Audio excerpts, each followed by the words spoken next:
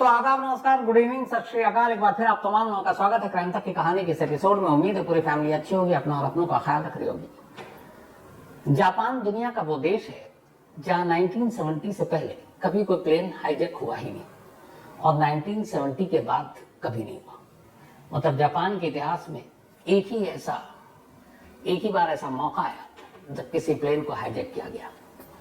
और शायद ये सबसे अजीबोगरीब हाईजैकिंग इसलिए भी है कि हाईजैकर कोई और नहीं बल्कि जापान के 2 यूनिवर्सिटी के बच्चे थे, स्टूडेंट थे, छात्र थे, और उन्होंने इस प्लेन को हाईजैक किया। इस हाईजैकिंग के बाद आखिर में जो कुछ होता है उसकी भी कोई दूसरी मिसाल नहीं है कि एक हाईजैकिंग के मिशन को नाकाम करने के लिए कैसे एक देश क्या क्या तैयारी करता है। बात 1970 की है, तारीख 31 मार्च 1970 की। जापान की राजधानी टोक्यो से जापान एयरलाइंस की एक प्लेन जिसका नंबर था 351 ये उड़ान भरता है। टोक्यो से इस प्लेन को जाना था जापान के एक और शहर फुकुओका। तो टोक्यो से फुकुओका की दूरी ज्यादा दूर थी नहीं। प्लेन को सुबह 7:30 बजे टेक ऑफ करना था। प्लेन वक्त पर थी, मौसम साफ था और जापान एयरलाइंस की ये उड़ान 351 अपने वक्त पर टोक्यो से उड़ान भरते फुकुओका के लिए। लगभग 122 मुसाफिर इस प्लेन में सवार थे। प्लेन ने टेक ऑफ किया, मौसम साफ, सब कुछ ठीक। इसके बाद सीट बेल्ट बांधने का जो लाइट जलती है, सिग्नल, बंद हो जाता है। अब ये होता है कि प्लेन के अंदर सर्विसेज चालू, लोग उठकर वॉशरूम जा सकते हैं। लेकिन अभी ऐसा कुछ होता कि तभी अचानक एक लाल रंग का कपड़ा पहने एक नौजवान अपनी सीट से उठता है और अचानक वो जहां पे एयर होस्टेस होती है जिससे अनाउंसमेंट किया जाता है वहां पहुंचकर वो अनाउंस करता है, एकदम एक शॉकिंग। कहता है आप सबको बता दूं कि ये प्लेन अब हाईजैक हो गया है, तो जो जहां अपनी सीट पर बैठा रहे। लोगों ने अनाउंसमेंट सुना। जापान में उससे पहले कभी कोई प्लेन हाईजैक हुआ नहीं, किसी को तजुर्बा नहीं। उन्हें लगा कि मजाक है, लाल रंग का वैसे ही कपड़ा पहने हुआ था, उन्हें लगा यूं ही कोई बदमाशी कर रहा है, शरारत कर रहा है। तो लोग एकदम नॉर्मल, न कोई डर न दहशत। तभी वो लड़का अचानक दोबारा अनाउंसमेंट करता है कि मजाक नहीं कर रहा हूं, ये प्लेन हाईजैक हो गया। उसका तो अपने कपड़े से एक तलवार निकाल लेता है। तलवार देखते ही लोग पहली बार डरते हैं। इसके बाद वो कहता है कि अब आप लोग जहां हो बैठे रहो, हमारे पास तलवार के अलावा पिस्टल भी है, बॉम्ब भी है, और अगर किसी ने कोई हरकत की तो इस प्लेन को उड़ा देंगे। अब लोग डरे। इसी दौरान में अलग अलग उसके आसपास की सीटों से 9 और लोग खड़े हो जाते हैं। ये 9 के 9 भी स्टूडेंट थे, सभी की उम्र करीब 20 से 27 साल के दरमियान। अब ये खड़े होते हैं और अचानक सभी अपने अपने कपड़ों से तलवार निकालते हैं, किसी के हाथ में पिस्टल, किसी के हाथ में हथगोला जैसा बॉम्ब। अब उस प्लेन में उस दिन कई वीआईपी सवार थे। एक पेप्सिको कंपनी के जो मेन बड़े अफसर थे वो थे, एक जापान की बहुत ही मशहूर गिटारिस्ट थी वो बैठी हुई थी। इसके अलावा रोमन कैथोलिक के एक प्रीस्ट थे, वो भी इसमें सवार थे, बड़े इंपॉर्टेंट पैसेंजर थे। तो 122 लोगों में कुछ नामचीन लोग भी थे। अब जब एक साथ 9 खड़े हो गए और जो मेन लाल रंग का शर्ट पहनकर पहले ही खड़ा हुआ था और जिसने तलवार निकाली, तो अब लोगों को लगा कि हाँ, ये मामला कुछ गड़बड़ है। अब लोग डर गए। इसके बाद वो अचानक जो 9 के 9 थे उठे, उन्होंने सारे पैसेंजर्स के हाथ बांधने शुरू किए सीट पर ही। अच्छी खासी तादाद में उन्होंने अपने टेप और ये सारे लेकर आए हुए थे, क्योंकि हाईजैकिंग थी नहीं तो एक भी सुरक्षा भी नहीं होती थी एयरपोर्ट पर। इसके बाद 2 लोग कॉकपिट की तरफ बढ़ते हैं जहां पायलट बैठा हुआ है। कॉकपिट के अंदर पहले उस दौर में दरवाजा लॉक भी नहीं होता था, तो अब हो गया है रूल। कॉकपिट का दरवाजा खोलते हैं और दोनों अंदर घुसते हैं और सीधे पायलट को गन और बम दिखाते हैं और कहते हैं कि प्लेन हाईजैक हो गया है, अगर आपने हमारी बात नहीं मानी तो इस प्लेन को हम उड़ा देंगे, सारे मुसाफिरों की जान चली जाएगी। और इसके बाद वो फिर नारे लगाते हैं और अपने आप को कम्युनिस्ट क्रांतिकारी बताते हैं और साथ ही ये भी कहते हैं कि वो रेड आर्मी से जुड़े हुए हैं। रेड आर्मी उस वक्त जापान में एक गुट था जो कम्युनिज्म को मानता था। तो और रेड आर्मी अच्छी खासी पॉपुलर थी, खासतौर पर स्टूडेंट्स के बीच में। तो ये जितने भी सारे लोग थे बच्चे, लड़के, स्टूडेंट्स, अब वो अपने आप को रेड आर्मी का बताते हैं और धमकाते हैं। पायलट को कहते हैं कि अब तुम चुपचाप से चलो। और ये ज्यादातर जितने थे ये सारे टोक्यो और एक दो अलग यूनिवर्सिटी के स्टूडेंट्स थे। तब इन्होंने प्लेन को हाईजैक कर लिया।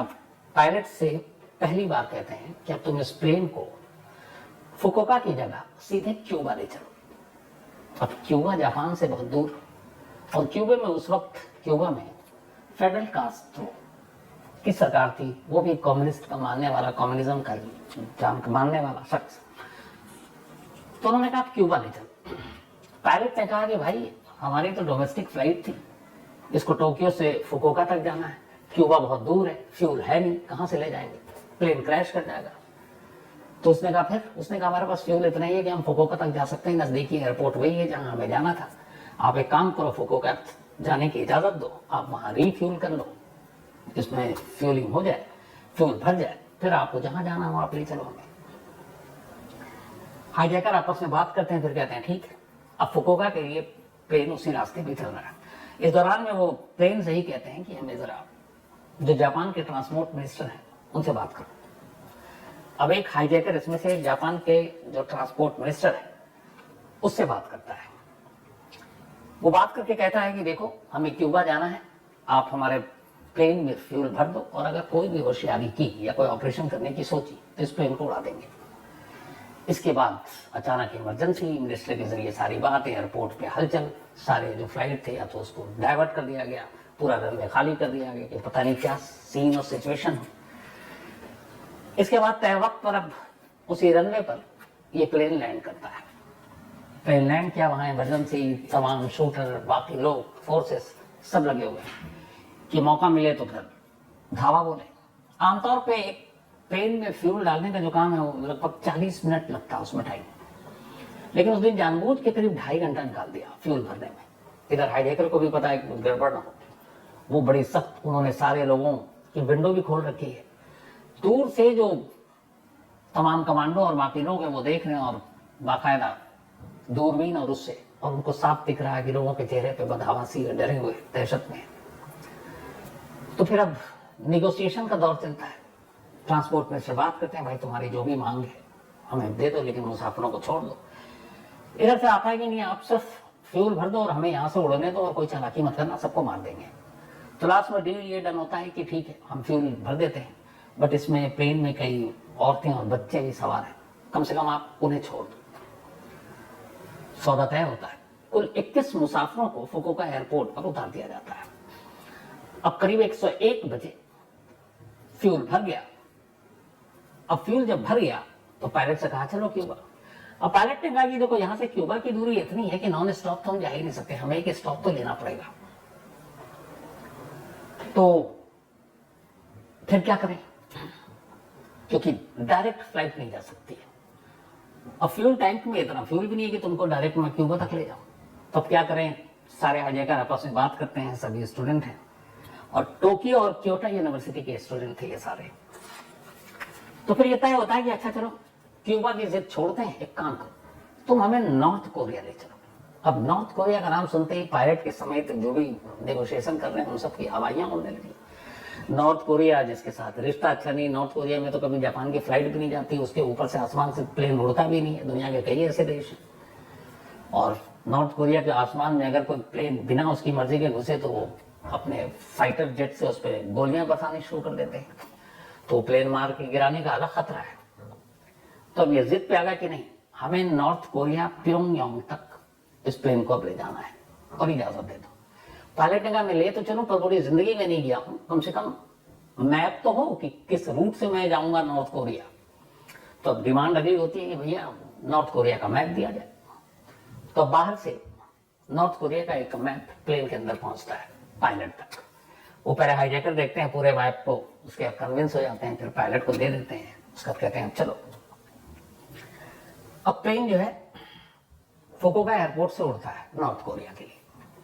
अब जा रहे हैं, पायलट को इधर कुछ समझ में नहीं आ रहा, क्योंकि नॉर्थ कोरिया का एयर स्पेस बंद है, नॉर्थ कोरिया से वैसे ही दुश्मनी, कोई प्लेन जाता नहीं है, क्या करें। इधर हाईजैकिंग की खबर पूरे जापान की मीडिया में भी आ गई है, तो हर तरफ ये अब 101 मुसाफिर अंदर हैं, क्या किया जाए।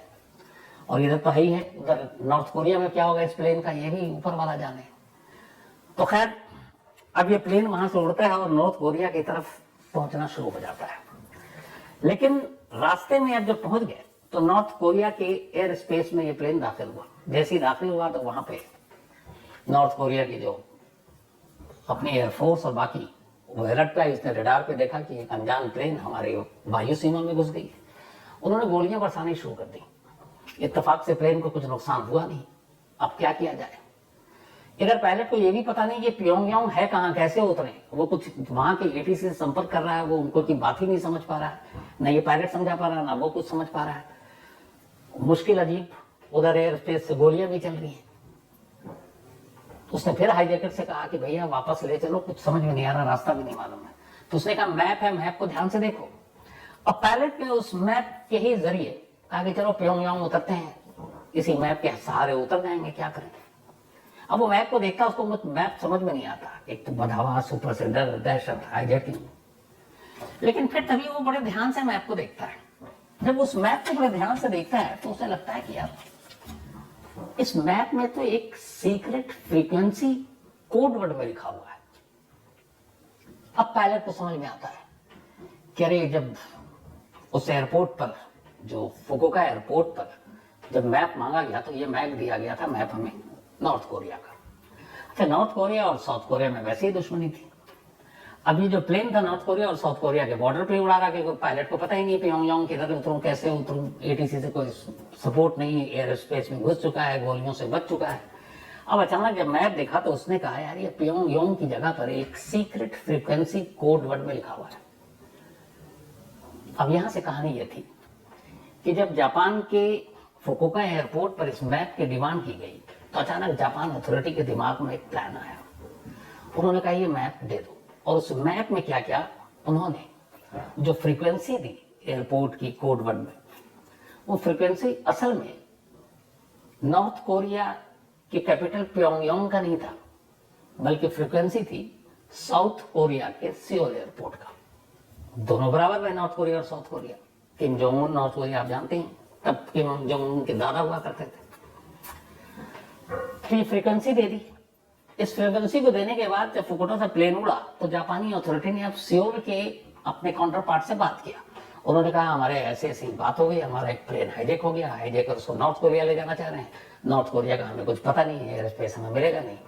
तो हमने एक कोडेड फ्रीक्वेंसी दी है जो आपके एयरपोर्ट की दी है। तो अगर पायलट आपसे कॉन्टेक्ट करे तो आपको ब्रीफ कर देता हूं कि आपको बोलना क्या, क्योंकि आप जो भी बोलोगे वो हाईजैकर भी सुनेगा कॉकपिट में बैठकर, क्योंकि पायलट के सर पे सवार है। तो आपको यहां से आप बोल हो तो सियोल एयरपोर्ट से, पर आपको बात करनी है कि आप प्योंगयांग एयरपोर्ट नॉर्थ कोरिया से बोल रहे हो, और आप उसी हिसाब से डायरेक्शन दोगे, आप उसी हिसाब से उसी टोन में बात करोगे, और आप उसी हिसाब से इस एयरपोर्ट पे उतारोगे। और इस दौरान में चूंकि हाईजैकर का ये भी है कि स्टूडेंट हैं, पढ़े लिखे हैं, तो उन्हें हर देश के नेशनल फ्लैग के बारे में भी पता है कि नॉर्थ कोरिया का फ्लैग अलग है, साउथ कोरिया का फ्लैग अलग है। नॉर्थ कोरिया की जो लिखने का है वो भी अलग है, साउथ कोरिया का थोड़ा अलग है। नॉर्थ कोरिया के लीडर अलग है, साउथ कोरिया के लीडर अलग है।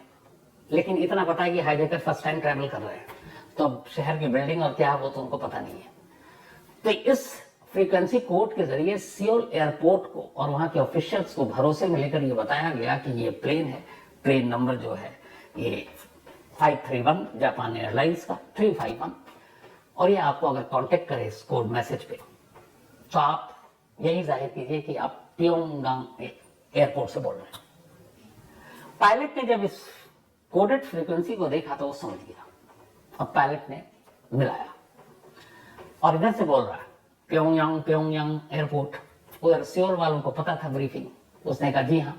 तो उसने कहा हमें लैंड करने की इजाजत दी जाए। तो उसने कहा बिल्कुल आइए, आपका नॉर्थ कोरिया में स्वागत है। हो रहा है साउथ कोरिया में, लेकिन कह रहा है वो नॉर्थ कोरिया।